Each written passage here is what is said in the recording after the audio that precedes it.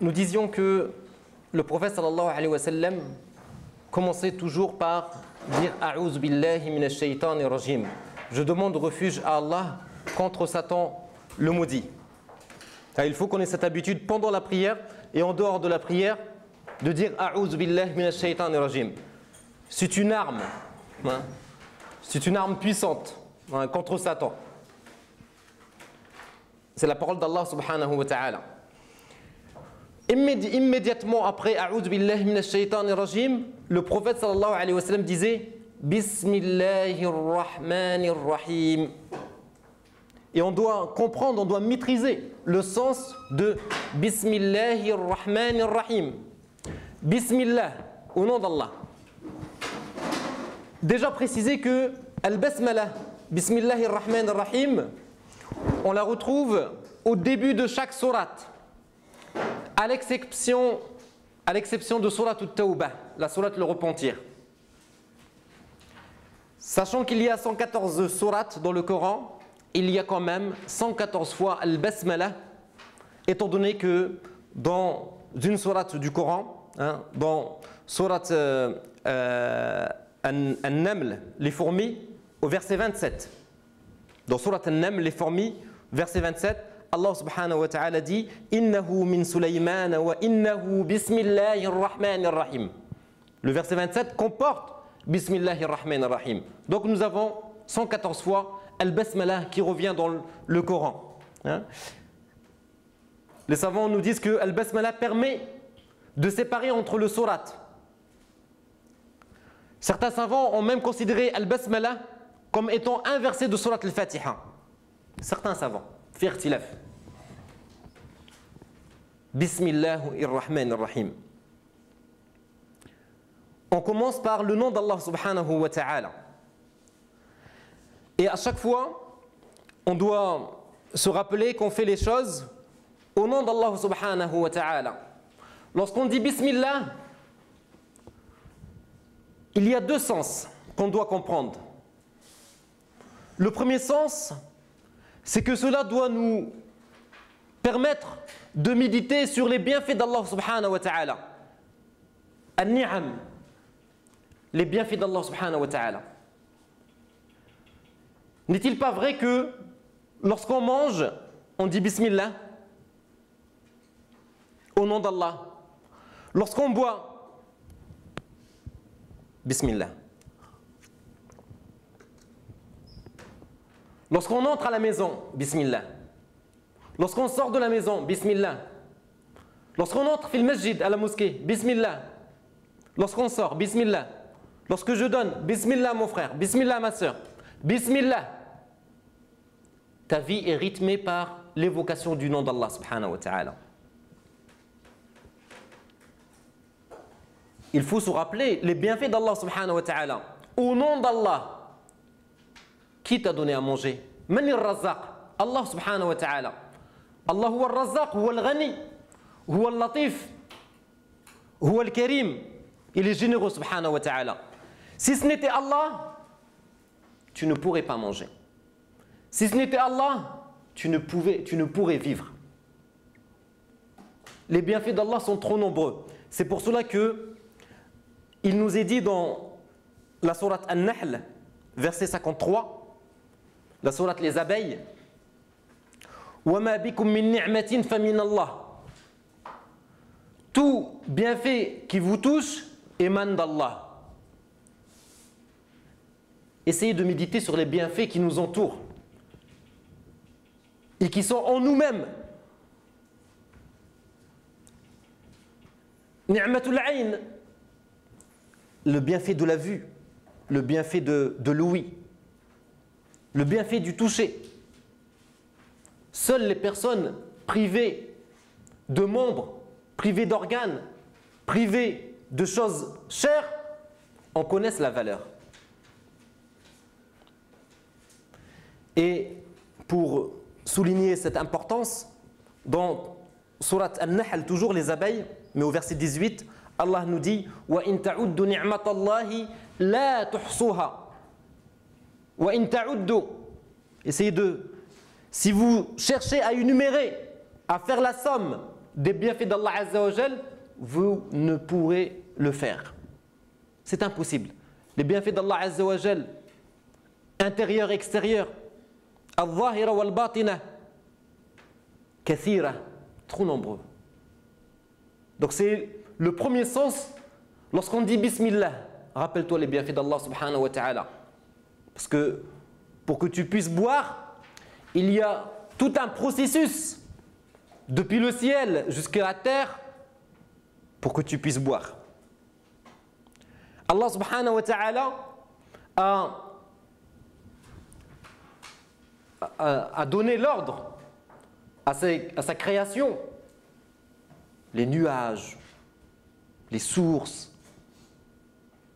al-malaïka, de travailler en vue pour que toi tu puisses boire, pour que tu puisses manger, pour que tu puisses survivre et vivre.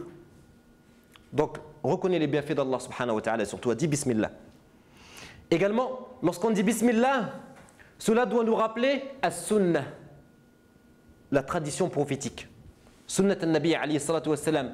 C'est que le prophète sallallahu alayhi wa sallam disait tout le temps Bismillah dans toutes les choses. Lorsqu'il s'habillait également, il disait Bismillah alayhi salatu wa sallam. Hal anta mutabbiq li sunnati rasulillahi sallallahu alayhi wa sallam? Tu dois te poser la question, est-ce que tu es conforme à l'enseignement prophétique? Est-ce que tu te conformes à l'enseignement prophétique? Alayhi salatu wa sallam. Bismillah, au nom d'Allah. Et ensuite, on a quelque chose de merveilleux. Bismillahi, qu'est-ce qu'il y a derrière? Ar-Rahman, Ar-Rahim. Dans la traduction, on a le tout miséricordieux, le très miséricordieux, le tout clément, le très clément. Nous allons essayer, Inch'Allah ta'ala, de décortiquer cela. Sachez déjà que al-ulama ont donné plusieurs sens à la différence qu'il y a entre Ar-Rahman et Ar-Rahim. Certains ont dit إن العلماء حاروا في الفرق بين الرحمن والرحيم. قال بعضهم, certains ont dit الرحمن بخلقه جميعا والرحيم بالمؤمنين. Certains ont dit que Ar-Rahman, c'est pour l'ensemble des créatures de Dieu. Il est Rahman, il est tout miséricordieux. بخلقه جميعا. Ar-Rahim, pour les croyants. Il y a une spécificité, les croyants, ceux qui croient en Dieu subhanahu wa ta'ala.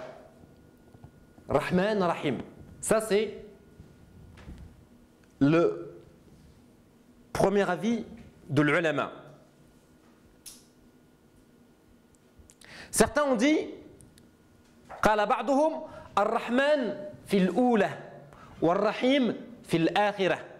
Certains ont dit que Ar-Rahman, le tout miséricordieux, cela concerne l'ici-bas. Et Ar-Rahim concerne Al-Akhira, l'au-delà. Il est Rahman ici-bas, il est Rahim dans l'au-delà. La miséricorde, c'est la miséricorde, me direz-vous, n'est-ce pas? Mais il est miséricordieux ici-bas et dans l'au-delà, subhanahu wa ta'ala. Et un dernier avis que je vous cite, qui n'est pas des moindres, et sur lequel le Cheikh Dr Mohamed Ratib al-Nabulsi, un grand savant syrien contemporain, a dit qu'il était pertinent cet avis-là, en disant que Ar-Rahman fi dhatihi war-Rahim fi af'alihi, que Ar-Rahman, c'est Allah subhanahu wa ta'ala, il est lui-même fi dhatihi, dans son essence, Allah subhanahu wa ta'ala jalla fi'ulah, il est miséricordieux, le tout miséricordieux. Ar-Rahim, cela concerne ce qu'il fait. Af'alihi subhanahu wa ta'ala, il est miséricordieux. C'est que cette miséricorde qu'il a naturellement, excusez-moi l'expression, il la propage, il la fait atteindre à l'ensemble de sa création subhanahu wa ta'ala. Hein, et c'est un avis qui est très pertinent. Ainsi, vous trouvez dans le Coran plusieurs termes faisant référence à la miséricorde. Vous trouvez une sourate qui s'appelle Souratul Rahman, la sourate Ar-Rahman, le tout miséricordieux. Ar-Rahmanu 'allama al-Qur'an, khalaqa al-insan, 'allamahu al-bayan.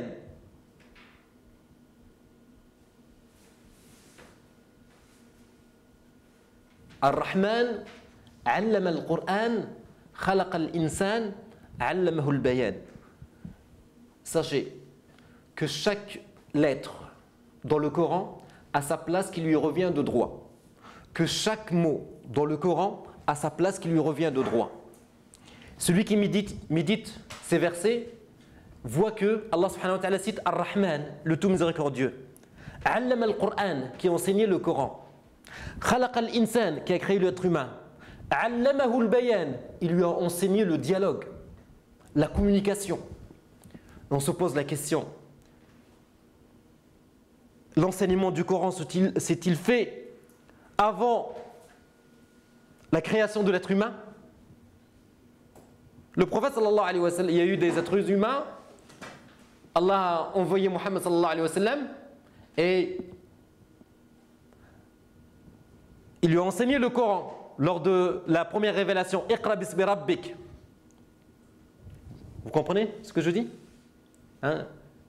C'est l'ordre là normalement, logique. Mais pourquoi Allah subhanahu wa ta'ala a dit Ar-Rahman, 'allama al-Qur'an, khalaqa al-insan. Le tout miséricordieux a enseigné le Coran. Il a créé l'être humain. Il lui a enseigné le dialogue, la communication. 'Allamahu al-bayan. C'est tout simplement, comme dit le docteur Naboulsi, parce que c'est par le Coran que l'être humain est guidé. C'est par le Coran. Alif Lam Mim, Dhalika al-kitab, la rayba fihi, hudan lil muttaqin. Le Coran est la voie de la guidance. Donc avant de parler de l'être humain, parlons de la voie qu'il doit emprunter, c'est-à-dire Al-Qur'an. Donc Souratul Rahman. Allah dans d'autres, j'ai passé en revue les sourates dans le Coran, parce qu'aujourd'hui, les moyens scientifiques nous permettent de faire des recherches guidées par mots-clés dans le Coran. Tu mets Ar-Rahman et tu as les versets qui citent Ar-Rahman dans le Coran. Et j'ai trouvé qu'il y a des dizaines de citations de Ar-Rahman. Comme dans Surat Taha, verset 5. Ar-Rahmanu ala al-arsh istawa. Ar-Rahman, le tout miséricordieux, il s'est établi sur le trône. Ala al-arsh istawa. Subhanahu wa ta'ala. Et sachez que si Allah subhanahu wa ta'ala, parce qu'il est miséricordieux, s'il pardonnait à l'ensemble de la création, à l'ensemble de l'humanité, cela ne réduirait en rien son pouvoir, sa puissance, sa majesté subhanahu wa ta'ala. Kayfa wa qad sabaqat rahmatuhu ghadabah. Comment cela est-il possible alors que subhanahu wa ta'ala, sa miséricorde devance toujours sa colère? Donc nous disons d'ici, et cela c'est une réponse à ceux qui pensent que cette religion est difficile et qu'il y a des contraintes et que aussi certains jeunes disent que je suis perdu. N'oublie jamais qu'Allah subhanahu wa ta'ala, il est Rahman, il est Rahim. Il est le tout miséricordieux, il est très miséricordieux. C'est pour cela qu'il a cité une sourate, Souratul Rahman. C'est pour cela qu'il veut subhanahu wa ta'ala qu'au début de chaque sourate, tu dises Bismillahirrahmanirrahim. Il veut que tu te rappelles qu'il est miséricordieux subhanahu wa ta'ala. Il le veut tellement que dans la sourate Al-Fatiha, que tu récites au moins 17 fois dans la journée dans les prières obligatoires, tu dis Alhamdulillahi Rabbil Alamin Ar-Rahman Ar-Rahim. Voyez la beauté? Allah il est miséricordieux subhanahu wa ta'ala. Jalla fi'ula. Dans Surat Al-A'raf, Allah dit, dans Surat Al-A'raf, la Surat Al-A'raf, Wa rahmati. Est-ce qu'elle est délimitée, la miséricorde de Dieu?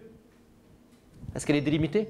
Non. Allah dit Wa rahmati wasi'at kulla shay. Wa rahmati, ma miséricorde, wasi'at kulla shay. Englobe toute chose. Tu es englobé par la miséricorde d'Allah subhanahu wa ta'ala. Ce qui est le plus étonnant, c'est d'entendre le prophète sallallahu alayhi wa sallam nous rappeler que Allah subhanahu wa ta'ala a mis sur terre 1/100 de la miséricorde. 1/100. C'est-à-dire qu'il reste 99 centièmes de miséricorde pour l'au-delà. Ces 1/100 de miséricorde permettent aux êtres humains d'être cléments, miséricordieux entre eux. Hein? D'être miséricordieux entre eux. Il faut de la clémence. Il faut du pardon. Il faut de la compréhension. Alhamdulillah. Vous suivez? Ar-Rahma, bayna an-nas. Hatta al-baha'im, même les animaux, même les bêtes font preuve de miséricorde. Et vous le verrez en image. 1/100. Que dire de la miséricorde d'Allah subhanahu wa ta'ala fil akhirah? Allah subhanahu wa ta'ala est tellement miséricordieux qu'il nous dit qu'il ne faut pas désespérer. Dans Surat Az-Zumar, verset 53, La taqnatu min rahmatillah. Ne désespérez pas de la miséricorde d'Allah. La taqnatu min rahmatillah. Inna Allah yaghfiru dhunuba jami'a. Certains pensent qu'ils sont cuits, ou selon leurs termes, ils sont foutus. Parce qu'ils se sont éloignés de Dieu, parce qu'ils ont péché. Les jeunes ont besoin d'entendre ce discours qu'Allah subhanahu wa ta'ala est miséricordieux. Si Allah subhanahu wa ta'ala a permis à la personne qui a tué 99 vies, ce n'est pas un appel à la tuerie. Loin de là. Parce que nos pensées et nos invocations en ce moment même sont avec les gens qui souffrent, notamment en Syrie, qui sont tués. Les enfants, al-atfal, ou al-nisa, les femmes, ou al-kibar, ou al-sigar, ou al-shuyukh, les personnes âgées. La prière, c'est également que tu consacres un temps de tes invocations dans ta prosternation pour les opprimés, pour les faibles, pour du'afa. C'est ça la prière.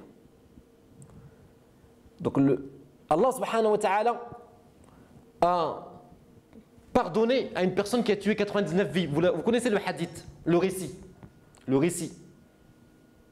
Celui qui avait questionné un tel et un tel, s'il pouvait se repentir parce qu'il avait tué une vie, il dit non, non, on lui a fermé les portes du repentir. Et lorsqu'il arrive vers un alim, un savant, bima'na al-kalima, lui a dit oui, Allah peut accepter ton repentir, mais tu dois changer d'environnement. Tu dois quitter ton lieu de désobéissance. Et il s'exécuta. Il est parti vers une autre contrée pour s'éloigner de la mauvaise fréquentation, du mauvais environnement qui polluait sa vie, qui le poussait à la tuerie. Et sur la route, fait tariq, Allah subhanahu wa ta'ala a demandé à Malak al-Maut de prendre son âme. Et est-ce qu'il va au paradis? Fatanaza'a yani al-malaika, entre malaikatul rahma wa malaikatul adab, entre les anges de rahma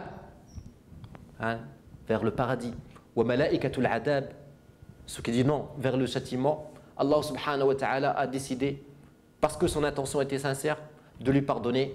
Fa malaikatul rahma l'ont pris, les anges de la miséricorde. Allah n'est-il pas miséricordieux subhanahu wa ta'ala?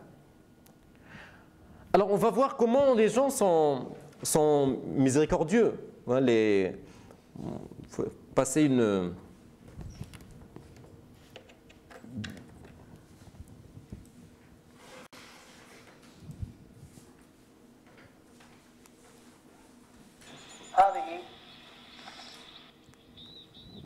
Qu'est-ce que vous voyez là?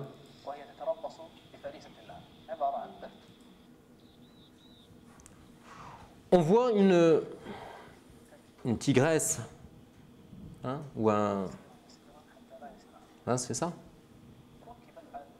Vous voyez un peu? Donc, ça, ce qu'elle a pris, c'est une guenon, c'est ça on dit? Regardez. Elle a tué hein, cette bête sauvage à tuer. Donc, hein, l'animal, il faut qu'il vive, non? Et pour vivre, il y a des proies. Il doit manger. Donc il l'a tué. Et après, ce qui se passe, c'est que il y avait un petit singe qui était collé. Le bébé.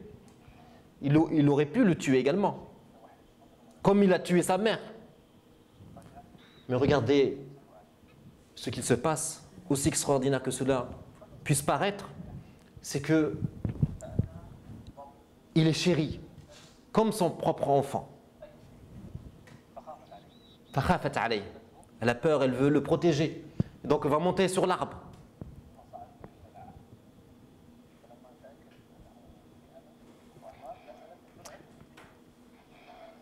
Et le protège lorsque un ennemi vient pour s'en prendre à ce petit singe.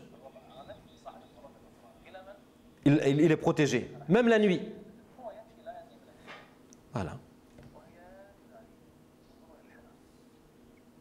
Subhanallah. Rahman, non?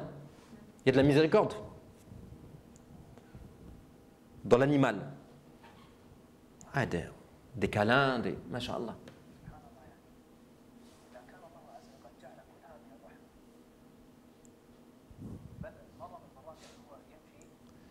Et au moment où il risque de tomber, la peur le protège. Après avoir tué sa maman.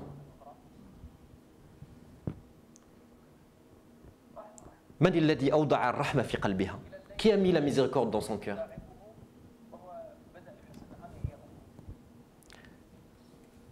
Ça, c'est un exemple. Un autre exemple que vous avez l'habitude de voir. Le lion, le roi de la jungle.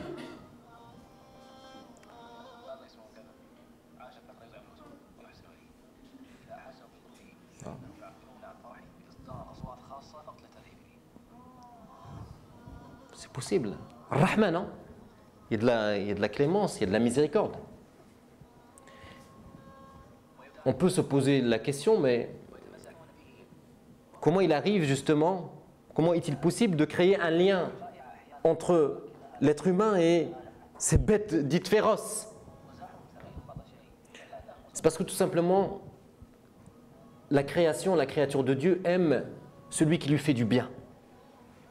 Je répète, la créature de Dieu aime la personne qui lui fait du bien. Que dire d'Allah subhanahu wa ta'ala?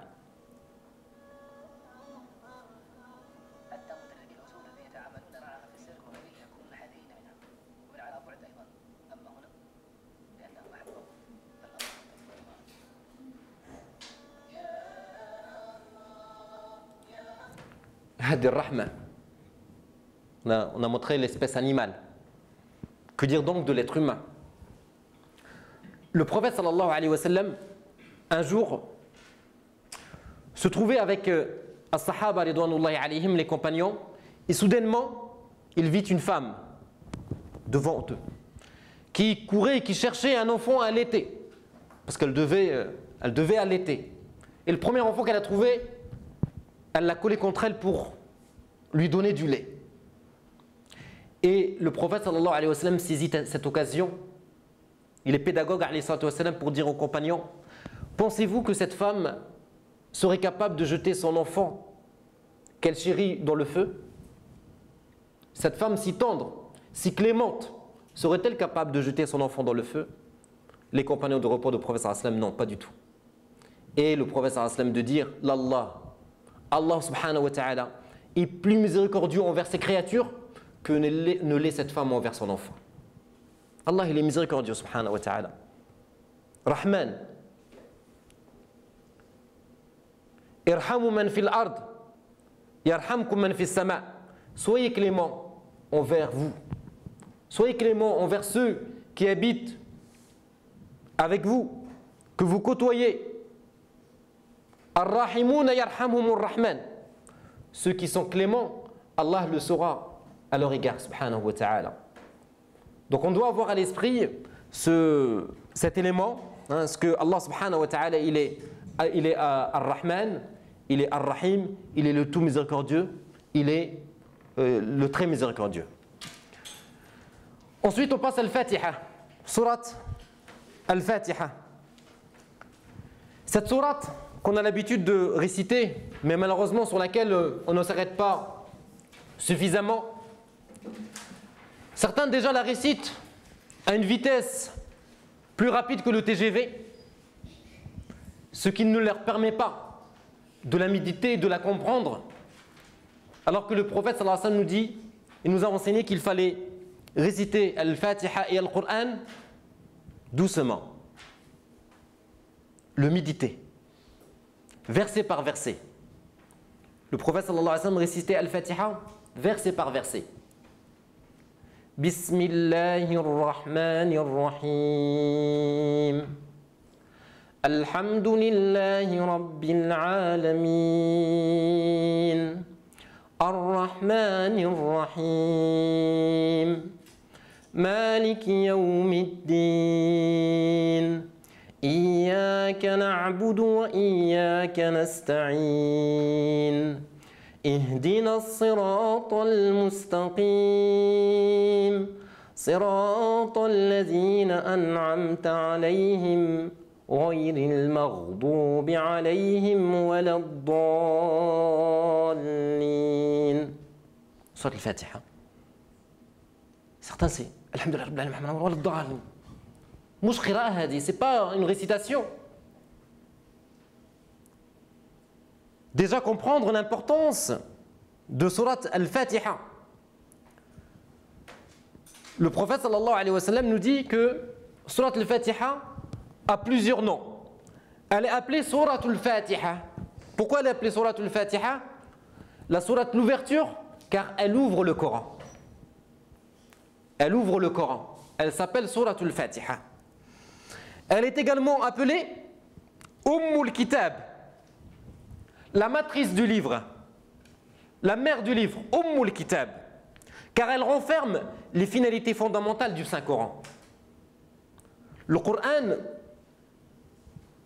se résume en quelque sorte à travers Surat Al-Fatiha.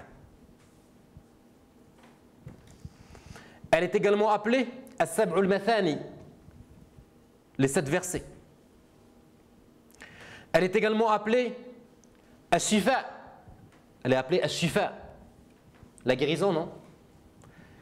لأنه عليه الصلاة والسلام قال في فاتحة الكتاب شفاء من كل داء شفاء من كل داء. C'est une guérison pour tout mot, hein? Tous les mots, M-A-U-X.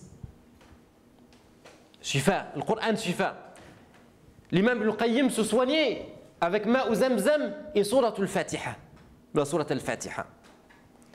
L'imam Al-Qurtubi, un grand savant de tafsir, a rappelé dans son livre Al-Jami'u li Ahkam al-Qur'an que cette sourate porte 12 noms.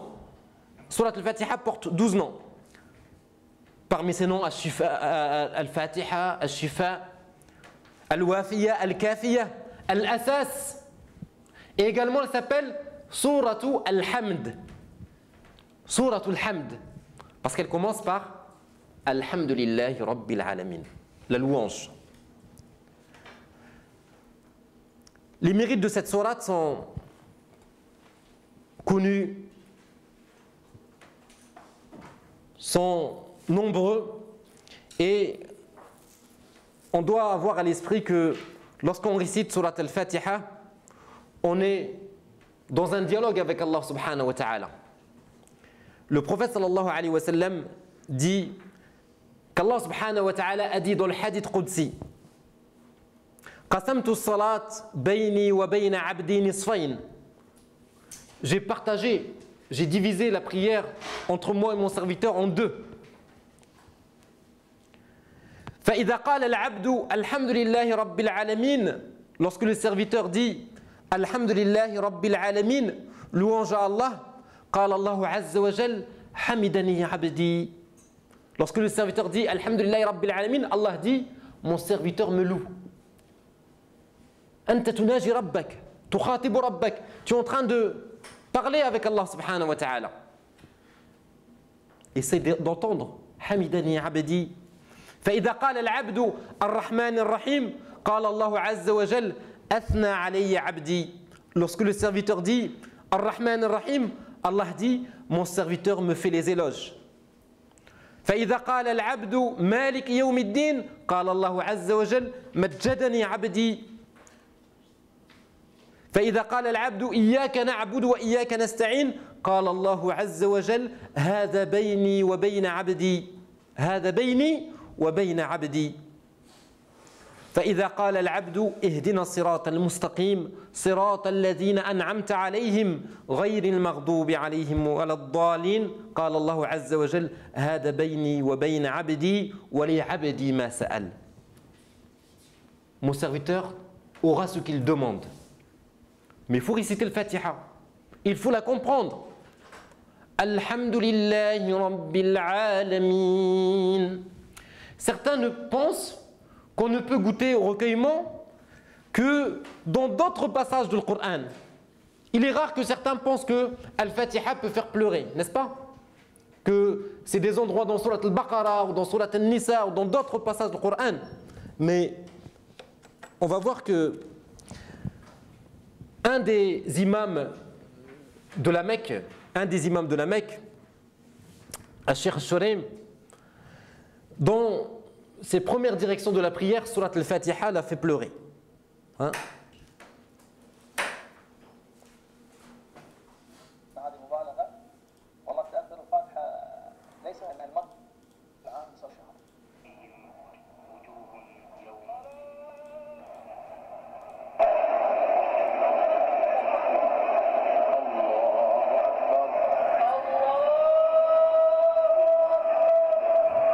التكبير.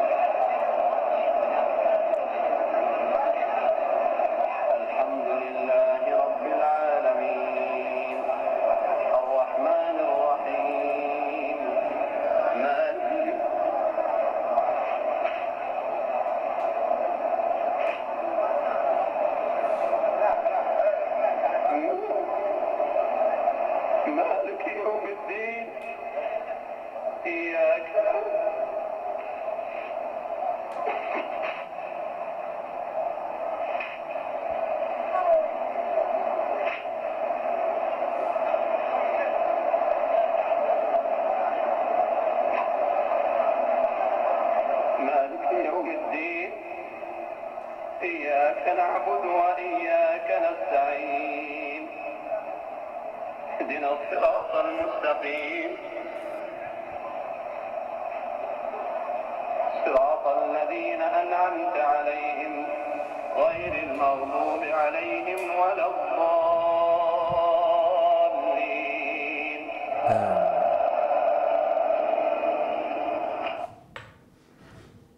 خشوع, recueillement.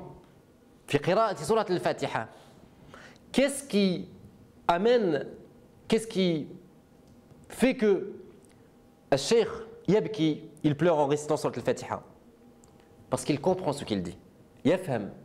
Il sait quel est le sens de Alhamdulillahi Rabbil Alamin, de Ar-Rahman Ar-Rahim, Maliki Yawmiddin. Et je disais tout à l'heure que la compréhension est très importante. Plus on saura ce qu'on dit, ce qu'on fait, plus on sera recueilli et concentré dans la prière. Alhamdulillahi Rabbil Alamin. Nous allons décortiquer, Inch'Allah ta'ala, chaque passage de cette noble sourate. Alhamdulillahi Rabbil Alamin. Alhamd. Louange à Allah, le Seigneur des mondes. Ma ma'na alhamd. Que signifie alhamd? Quand tu dis alhamdulillah, ça veut dire quoi alhamdulillah? Alhamd. Alhamdulillah, ça veut dire louange à Allah. Louange à Allah, c'est une forme de reconnaissance. C'est une forme de remerciement. Mais il y a un terme arabe pour le remerciement, c'est ash-shukr. On dit shukran, merci. Si je me lève maintenant et que je vous distribue un document, Par politesse, vous allez me dire shukran. Bidirectionnel. Je donne, j'ai en réponse un remerciement. Et d'ailleurs, le prophète sallallahu alayhi wa sallam dit Man la yashkurun nas, la yashkurullah. Celui qui n'est pas reconnaissant envers les gens ne peut être reconnaissant vis-à-vis de Dieu subhanahu wa ta'ala. Ash-shukr, shukran, remerciement.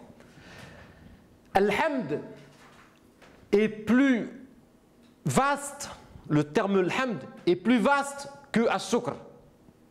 Dans le sens où, lorsqu'on dit alhamdulillah, alhamd, louange à Allah, ce n'est pas parce qu'Allah subhanahu wa ta'ala m'a donné que je dis merci. Tel qu'il est subhanahu wa ta'ala, il mérite la louange. Tel qu'il est subhanahu wa ta'ala. Comprenez que ash-shukr, c'est bidirectionnel. Parce que je te donne, parce que je fais, tu me dis merci. Mais lorsque je dis alhamdulillah, je le fais parce que je dois le faire. Parce que tu es Allah subhanahu wa ta'ala. Je ne peux pas énumérer, faire la somme des bienfaits d'Allah subhanahu wa ta'ala sur moi. Comment pourrais-je me mettre à le remercier par rapport à ce qu'il me donne? Il me donne beaucoup. Donc il mérite alhamd. D'ailleurs, lorsqu'on fait les éloges de quelqu'un qu'on ne connaît pas, on utilise alhamd. Si Zayd, quelqu'un qui s'appelle Zayd, entrait dans la salle, il dit assalamu alaikum, il est courtois, il a un beau caractère, je dirais, mashallah Zayd akhlaquhu hamida, je dirais que son comportement, son caractère est louable, il est bon. Ce n'est pas parce que je le connais, parce qu'il rentre dans la salle sans que je le connaisse. Il mérite tel qu'il est. Donc alhamd, on l'utilise lorsque on veut remercier quelqu'un, on veut être reconnaissant vis-à-vis de quelqu'un, sans pour autant être dans un sens bidirectionnel. Alhamdulillahi Rabbil Alamin. Et le prophète sallallahu alayhi wa sallam, à chaque fois il disait alhamdulillah. Il disait alhamdulillah. Kana Rasulullah sallallahu alayhi wa sallam, idha atahu al-amr, amr yasurruhu, lorsque quelque chose lui plaisait, il disait sallallahu alayhi wa sallam, alhamdulillahi alladhi bi ni'matihi tatimmu as-salihat. Alhamdulillah. Alladhi bi ni'matihi, c'est par ses bienfaits. Tatimmu as-salihat. Et lorsque le prophète sallallahu alayhi wa sallam était touché par un malheur, lorsqu'il ne se sentait bien, lorsque quelque chose ne lui plaisait pas, il disait alayhi salatu wa salam, alhamdulillahi ala kulli hal. Alhamdulillahi ala kulli hal. On ne dit pas ça uniquement alhamdulillah lorsqu'on est bien, lorsqu'on n'a pas de problème, lorsqu'on n'a pas de soucis, lorsqu'on a un travail, lorsqu'on a des enfants, lorsque... Non, on dit alhamdulillah ala kulli hal. Louange à Allah dans toutes les situations. Que ce soit dans un bien et dans un mal. Et c'est dans ce sens que le prophète sallallahu alayhi wa sallam dit ajaban li amri al-mu'min, que l'état du croyant est étonnant. Toutes situations sont un bien pour lui. Lorsqu'il est touché par un mal, il patiente. Fakana khayran lah. Et lorsqu'il est touché par un bien, il est reconnaissant. Shakar. Fakana khayran lah. Il dit dans tous les états, dans toutes ces situations, alhamdulillahi subhanahu wa ta'ala. Alhamdulillahi rabbil alamin. Louange à Allah, qui est Allah, le Seigneur des mondes. Pas le Seigneur du monde, le Seigneur des mondes. Visible et invisible. Le monde que tu connais et que tu ne connais pas. Il est le Seigneur subhanahu wa ta'ala. Rabbul alamin. Lorsqu'on parle du chef de famille, en arabe on dit Rabbul bayt. Souvent la question qui nous traverse l'esprit c'est comment est le chef de famille chez lui? Est-ce qu'il est quelqu'un d'autoritaire? Est-ce qu'il est quelqu'un qui dialogue? Est-ce qu'il est quelqu'un de souple? N'est-ce pas? Le chef de famille. Lorsqu'on dit qu'il est quelqu'un d'autoritaire, lorsque il est un dictateur dans sa propre famille. On se dit comment cette personne peut gérer les affaires des musulmans, les affaires de la communauté, parce qu'il ne laisse pas la place au dialogue, à l'échange. Lorsqu'on dit Masha'Allah, c'est quelqu'un, comme était le prophète sallallahu alayhi wa sallam, qui demandait des conseils. Il demandait des conseils auprès de ses épouses alayhi salatu wa sallam. Il dialoguait, il échangeait tout le temps alayhi salatu wa sallam. C'est le chef de famille. Rabbul Bayt. Que dire donc de Rabbul Alamin? On se pose la question, mais ce Seigneur des mondes, Rabbul Alamin, comment est-il? C'est une question qui se pose. Alhamdulillahi Rabbil Alamin. Celui qui détient ce monde, celui qui l'a créé, celui qui a créé l'univers, celui qui a créé l'être humain. Comment est-il? Il est Ar-Rahmani Ar-Rahim.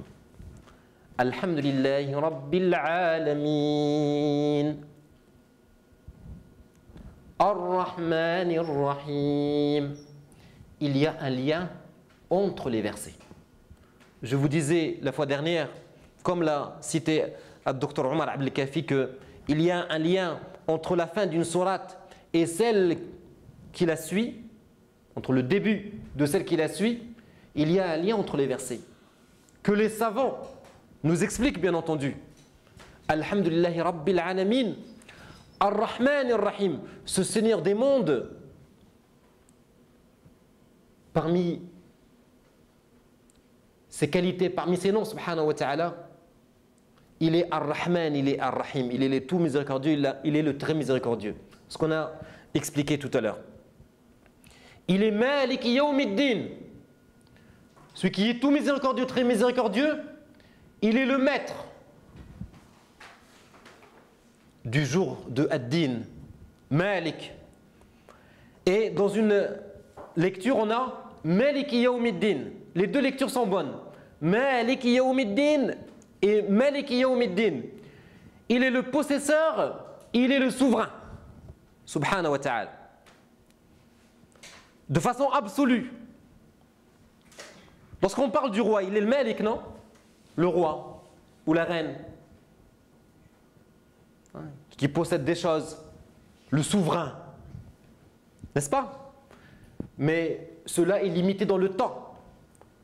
Parce que aussi longtemps va vivre le roi ou la reine, viendra un jour où la mort le rattrapera ou la rattrapera. Kullu nafsin dha'iqatul maut. Et donc, ce qu'elle possède, ce qu'il possède, restera là. C'est Allah le riche. Allah huwa al-ghani. Nous sommes pauvres. Quelle que soit notre richesse ici-bas, on est pauvre en réalité. Quel est le riche? Quel est le roi? Quel est le puissant qui a pris dans sa tombe son compte en banque? Qui a pris ses lingots d'or? Personne. إذا مات ابن آدم انقطع عمله. Tout s'arrête. Il faut agir ici. On récolte là-bas. On ne prend rien avec soi dans la tombe. On prend nos actions. Celui qui est riche, véritablement, c'est Allah subhanahu wa ta'ala. Le vrai souverain, c'est Allah. Al-Malik ou Al-Malik, هو Allah subhanahu wa ta'ala. يقول رب العزة تبارك وتعالى يوم القيامة لمن الملك اليوم. À qui appartient la royauté ce jour-là? Allah répondra Lillahi al-wahid al-qahhar. C'est Allah subhanahu wa ta'ala. Malik. Malik Yawmiddin. Yawmuddin, c'est le jour de Din, non? Comment on l'appelle également? Yawmul Qiyamah. Yawmul Hisab. Le jour des comptes. Yawmuddin, en arabe, Din, c'est aussi Ad-Dayn, le jour des dettes, où on doit rendre ses dettes. Yawmul Akhirah, le jour dernier. C'est un jour terrible, non? Est-ce qu'on est d'accord? Yawmul Qiyamah. Lorsqu'on parle de l'Qiyamah, ça fait peur. Qui n'a pas peur lorsqu'il entend parler de Yawm al-Qiyamah? Il y a une sourate qui s'appelle Surat al-Qiyamah, la sourate de la résurrection. Yawm al-Qiyamah, le jour où tout le monde aura peur.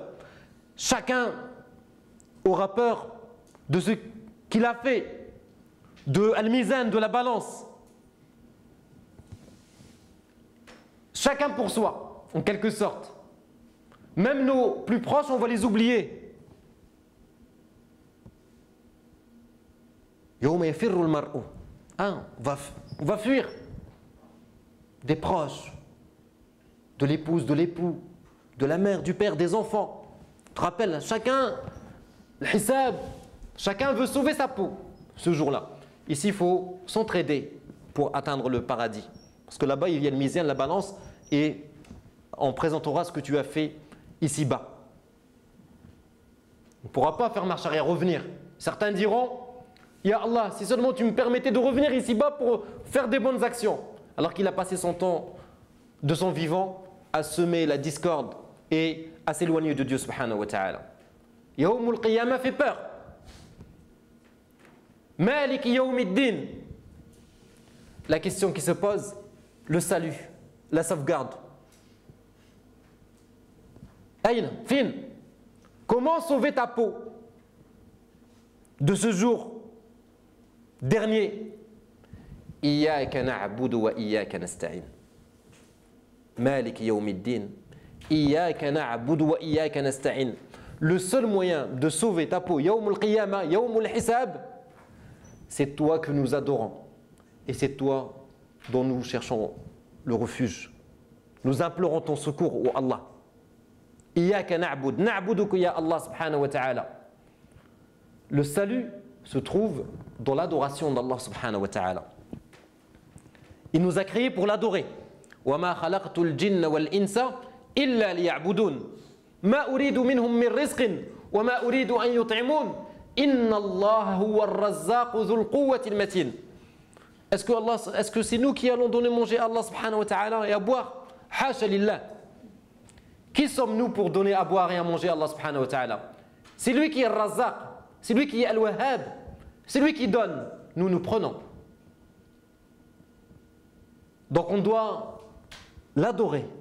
C'est notre présence sur terre n'a comme objectif que de l'adorer. Bien entendu, cette adoration qu'on qualifie de globale. Ibada shamila.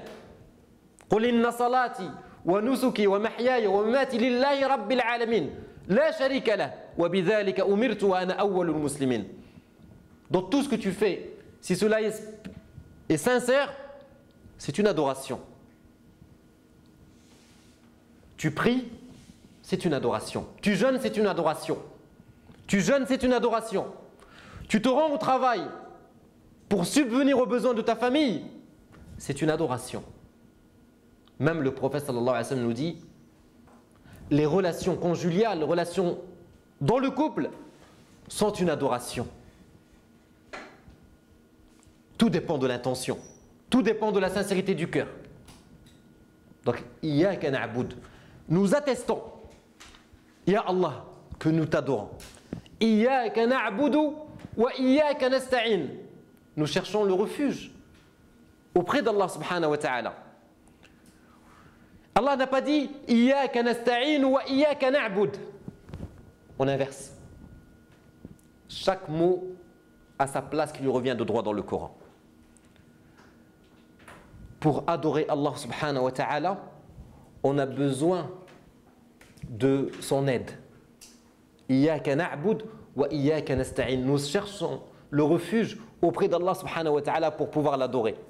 Certains savants disent aussi que Iyyaka na'bud wa iyyaka nasta'in, car Iyyaka na'bud haqqullah, c'est pour Allah, nous t'adorons. Iyyaka nasta'in, nous avons besoin de cette aide d'Allah subhanahu wa ta'ala. Pour Allah, pour nous. Wa haqqullah, le droit d'Allah subhanahu wa ta'ala est toujours prioritaire. Iyyaka na'bud wa iyyaka nasta'in. Ihdina as-sirata al-mustaqim. Toute une préparation. La première partie de Surat al-Fatiha, c'est une préparation, une introduction à la demande. والقرآن يعلمنا كيف يكون الطلب. Le Coran nous enseigne les règles de la demande. Lorsque tu demandes à quelqu'un, comment tu dois faire? D'abord, faire ses éloges. Alhamdulillahi Rabbil Alamin, Ar-Rahman Ar-Rahim, Malik Yawmiddin, Iyyaka na'budu wa Iyyaka nasta'in. Lorsque on récite ça, avec humilité, avec recueillement, Alhamdulillah, Rabbil Alamin, tu es le Seigneur des mondes, tu es Malik Yawmiddin. Maintenant, je peux demander, Ihdina as-sirat al-mustaqim, guide-nous vers le droit chemin. Je disais que certaines personnes payent pour avoir une formation en vue de rédiger des CV et des lettres de motivation. Le Coran, si on prenait le temps de l'étudier, il nous enseigne que lorsqu'on écrit une lettre de motivation, avant de demander, il faut faire les éloges de l'entreprise. Non? De demander, vous êtes une grande entreprise, sa place dans le marché. Et seulement après on dit, je postule. On propose sa candidature. Je veux, après avoir dit, fais les félicitations et l'akhiri. Ihdina sirat al-mustaqim. Guide-nous vers le droit chemin.